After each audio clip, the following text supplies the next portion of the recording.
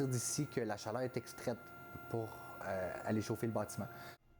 Ici, au Centre communautaire Saint-Martin, on chauffe en partie le bâtiment avec cette petite boîte. L'idée, selon les concepteurs, est de repenser la façon dont on utilise les serveurs informatiques. Plutôt que de concentrer de grandes quantités de serveurs dans d'immenses centres de données, l'entreprise BTU mise sur de plus petites installations afin de les intégrer directement à des bâtiments qui ont besoin de chaleur. Les centres de données se font beaucoup pointer du doigt parce qu'on concentre beaucoup d'énergie au même endroit. On utilise de l'eau pour refroidir souvent qui est rejetée. Tandis que dans le système de projet BTU, le liquide qui est utilisé, l'eau qui est utilisée, c'est vraiment une boucle fermée. Donc, c'est toujours la même eau qui revient à l'ordinateur. Donc, on ne va pas aller créer de déchets d'eau qui va être ionisée ou quoi que ce soit. Pour ce faire, les serveurs sont plongés dans un liquide spécialisé qui absorbe leur chaleur.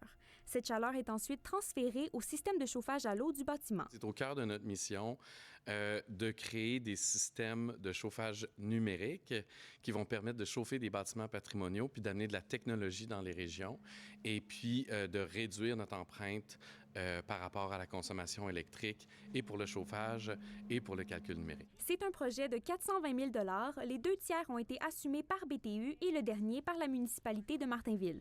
Quand on a acheté l'église, qui est devenue le Centre Saint-Martin, on s'est rendu compte que les coûts de chauffage étaient exorbitants à un point tel qu'on ne pouvait pas se permettre de chauffer l'église à temps plein. On la chauffait de façon sporadique quand il y avait des réservations de salles. Puis quand BTU est arrivé, ils nous ont proposé leur solution. Ça nous permettait de réduire les coûts de chauffage et de rendre ça abordable. Donc, ça nous a permis d'ouvrir le Centre Saint-Martin pour des activités pour les jeunes avec Kionata ou pour des adultes aujourd'hui qui jouent au pickleball.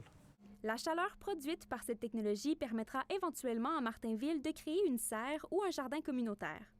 On a enterré des tuyaux pour pouvoir évacuer la chaleur sous terre pendant l'été pour permettre de cette façon-là de prolonger le temps de culture.